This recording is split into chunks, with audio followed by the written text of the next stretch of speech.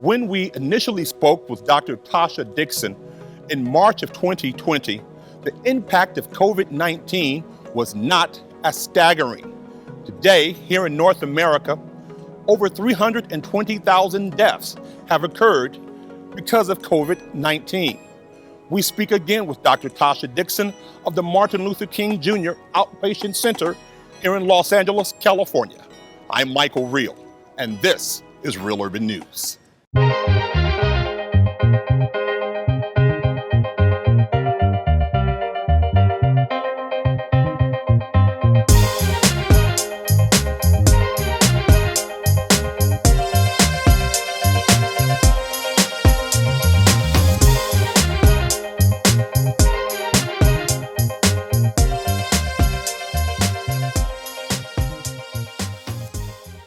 Dr. Dixon, when we last spoke in March of this year, there was no mask mandate or a heavy suggestion of even wearing masks. How has the science changed since our early interview? Thank you for having me. The science has not really changed, but the severity and where we've went in terms of transmission and spread of the disease has changed dramatically. You know, where we were in March, no one would have fathomed that this is where we would be at this time. Things to remember is that, you know, the virus is most commonly spread by those that are in close contact. The most common way that we think that it's being spread is through droplets or small particles, such as those that are in aerosols, out in the air when someone may cough, sneeze, or blow their nose. Another way that sometimes it's spread is through touch. So through the use of, through countertops, touching and then maybe not washing your hands is still another way, but we still think that the most common way that the virus is spread is through inhaling. And so that's why the mask has become one of the most important ways of reducing the spread and transmission of COVID-19. What other new myths are associated with this virus? I won't get it is one that I hear all the time. And so I can tell you that that is not true. I've seen every color, every age be infected with COVID. No one is immune to this. Another myth that I've heard is, I'll be fine if I get it. And so that is absolutely not true as well. People that are healthy are dying, not as high as a rate as those that may have chronic comorbidities like diabetes or chronic lung conditions, but at the same time, they are still dying. Children are still dying. And so this is why it's important not to think that you're gonna be immune or excluded from complications or transmission itself. No child on the block is safe until all children on the block No are safe. child is safe, no adult, no grandparent is safe. We all have to still continue to do our parts. As we stand here today, we're outside of your medical facility, the Martin Luther King Jr. Outpatient Center here in Southern California. And we know over 320,000 Americans have lost their life due to complications of COVID. How stunning is this statistic? It's heartbreaking. It is absolutely heartbreaking. I think going back to myths, one of the myths is that, as I said earlier, no one is immune and no one dies from this. Tell that to the staff that I've seen outside crying. Let's talk about the staff and the family members that are outside awaiting news, the patients that are being dropped off at the emergency room, the patients that I'm talking to on the phone because they have been diagnosed with COVID and they're scared, the people who have lost their loved ones. These are countless stories that I see and I hear from my frontline colleagues that I see myself. It's real. And it's nothing that we need to play with. And if I can say from March until now, I will keep saying it until I'm blue in the face. We've got to do something. We're not doing enough and we need to do better. What should we be doing? So there are really 5 things that you're going to be able to do, each person to be able to prevent and help to reduce the spread and transmission. One of them is going to be hand hygiene. Washing your hands as often as possible, especially before eating or touching your face, is going to be extremely important. The next is going to be staying aware and up to date on the science and the data. So knowing where to go for trusted resources like the CDC, or if you're here in Los Angeles, the Los Angeles website website, our county website, has very valid and accurate, up-to-date information. Another way is going to be that physical distancing. Another way is staying at home when we can. We know that physical distancing has been shown to reduce and prevent the transmission, especially when we know that sometimes, it's known that in 6 feet or more, this is how it's being spread. So if we keep our 6 feet or even more, there's an opportunity to help to decrease that risk. So lastly, is going to be monitoring your health. While we're in this pandemic, we still need to be taking care of our diabetes, our asthma, our chronic obstructive pulmonary disease, or COPD. We still need to take care of our blood pressure and all of those things that were here before, they're going to be here after. So it's going to be imperative that you still follow up with your primary care doctor. You're still taking your medications. If you run out, you let us know that you're out of your medications, and don't assume that we're closed. The outpatient centers and clinics are going to be here to provide services for you regardless at this present time. We had no idea when we spoke initially that COVID and the coronavirus would be so political and so hot button issue. What does that do for the medical community? You all were wrestling with getting the word out about staying safe and washing your hands, but politically we were hearing it's a hoax, it's a witch hunt, this doesn't apply. It was devastating. It makes it hard for us to do our jobs at times. Having to always go against what patients may see on social media, what they may see, the government say, or what they are actually doing, because sometimes actions speak louder than words, right?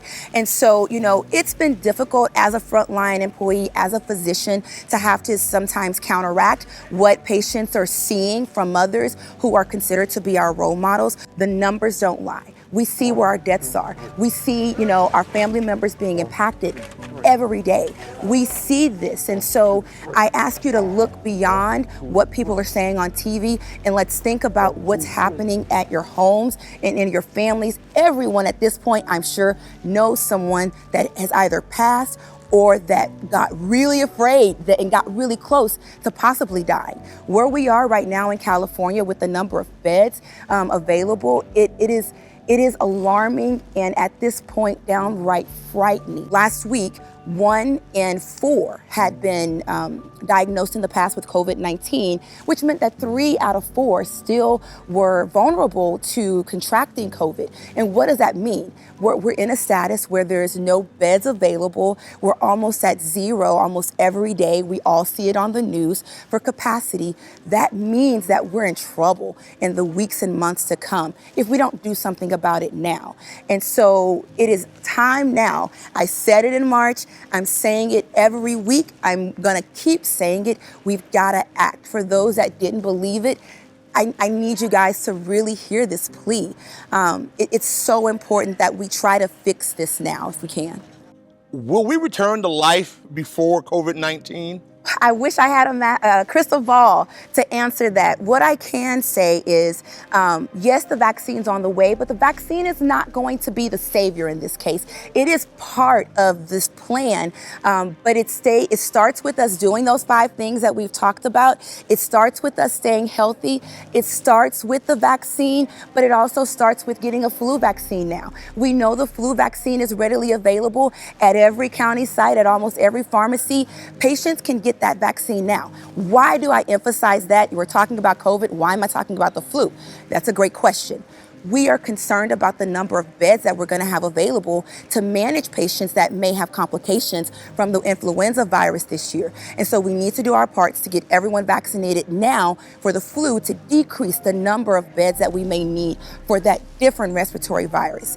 Are you surprised that several vaccines have emerged as quickly as they did? Well, I'm actually not surprised.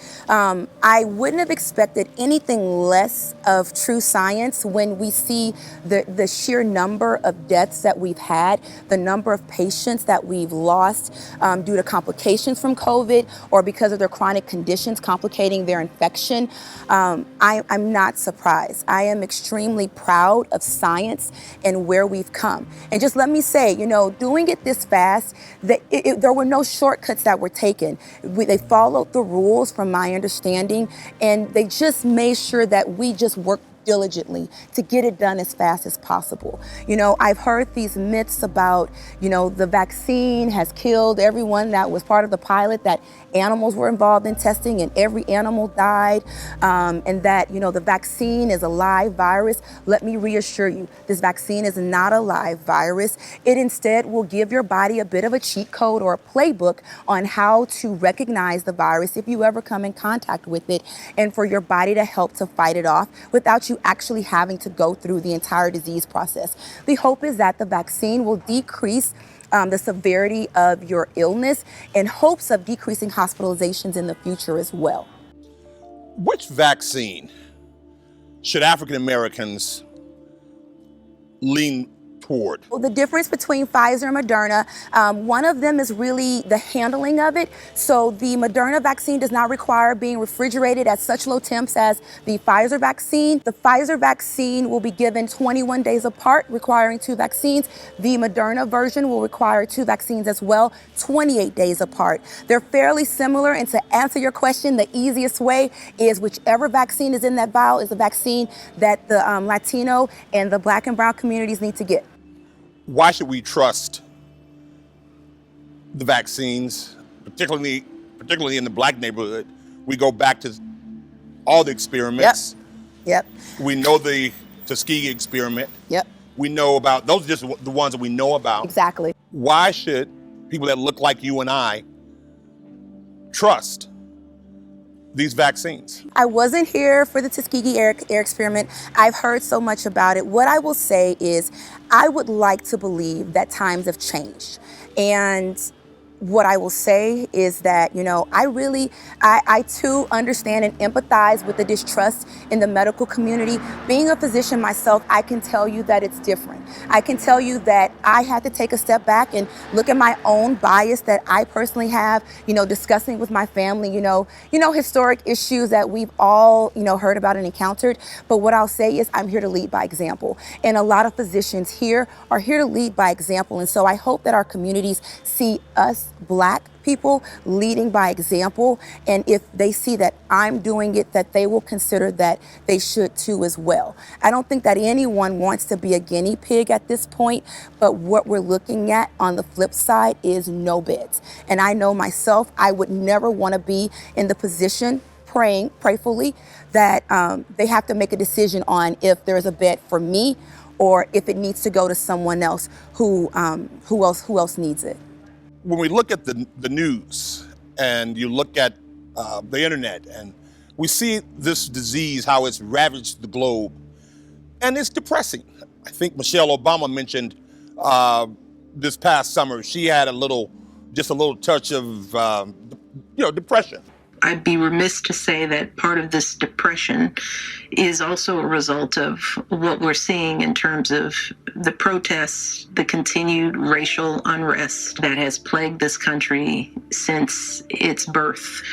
I have to say that waking up to the news, waking up to how this administration has or has not responded, waking up to yet another story of a Black man or a Black person somehow being dehumanized or hurt or killed or falsely accused of something. It is exhausting, and it has led to a weight that I haven't felt in my life in a while. Yeah. And a lot of our friends and family, let's call it what it is. Exactly. They are depressed because of the power and the magnitude of this virus.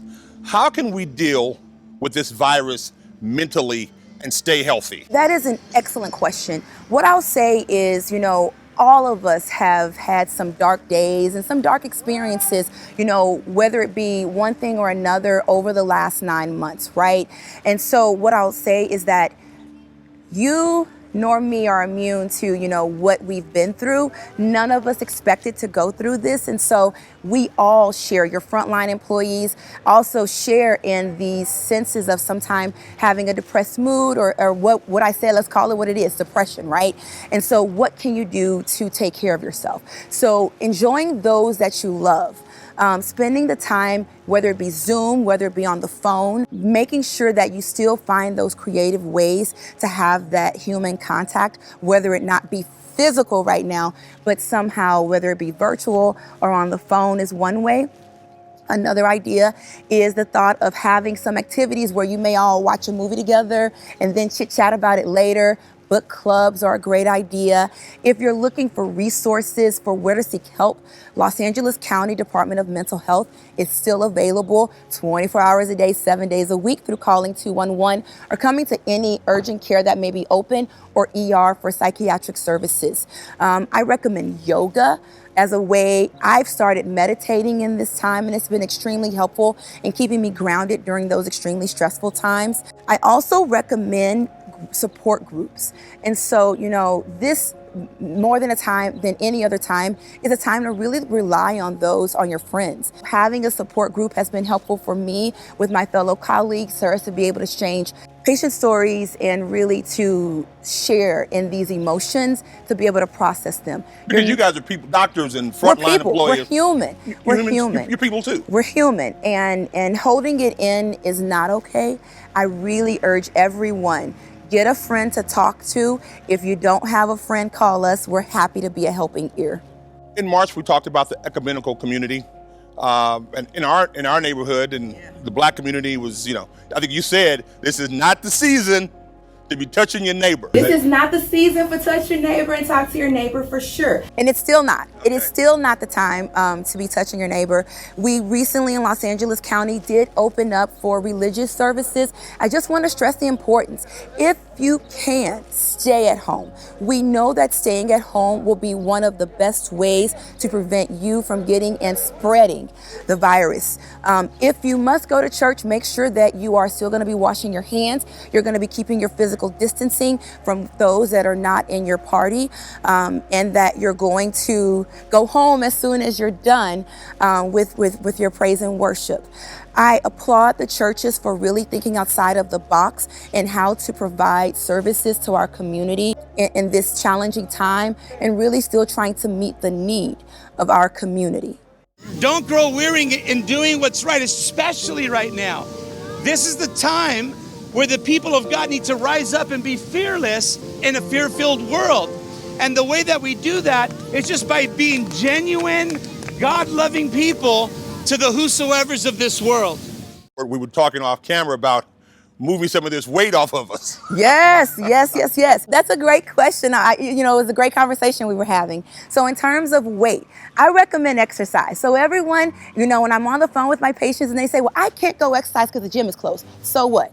Put on some music, let's dance at home. Let's get our boogie on at home. You can cha-cha slide, you can tootsie roll, you can do all of those things in the comfort. You can clean up, you can sweep, and dance at the same time. There's no need for you not to be able to get in your physical activity. And guess what? No one's judging you at home. No one's looking at you at home doing this dancing. So dance like tomorrow doesn't matter. And today is your last day here, and get that physical activity. Healthy eating is the other way. So when you do go to the grocery store, making sure that you're picking healthy snacks. Those, if you have high blood pressure, low in sodium. If you have diabetes, low in carbohydrates. Those fresh fruits and vegetables, keeping them at your house and snacking on those. Finally, what's your hope? We're in the new year. What's your hope going forward with COVID-19, this new strand that's coming, and the virus, and like you said, monitoring the beds? How do you stay optimistic, and what's your hope for America going forward? Well, I stay optimistic because of my faith. I know that there is a purpose in everything that happens, and albeit we may question the purpose sometimes, everything happens for a reason. And so these deaths are, I hope, not in vain. I'm hoping that this will be an eye-opener to everyone to not only pay attention for COVID-19, but their overall health. There are so many people who neglected their health before COVID-19. And so my hope moving forward in 2021 is that we not only combat and beat COVID-19, and that is a thing of the past in 2021 in terms of we're not as fearful, but it's now another chronic disease that, someone got just like the flu, and we are all equipped and better equipped to take care of it. I think that, in 2021, I'm hoping that we can continue to bridge the gap in our minority populations, build trust in our communities by providing, additional testing sites, providing various initiatives that Los Angeles County has in plan, providing education to our communities where it needs the most, and then just moving forward with however I can personally and however my colleagues can personally help every single Los Angeles County resident to move past this in the future.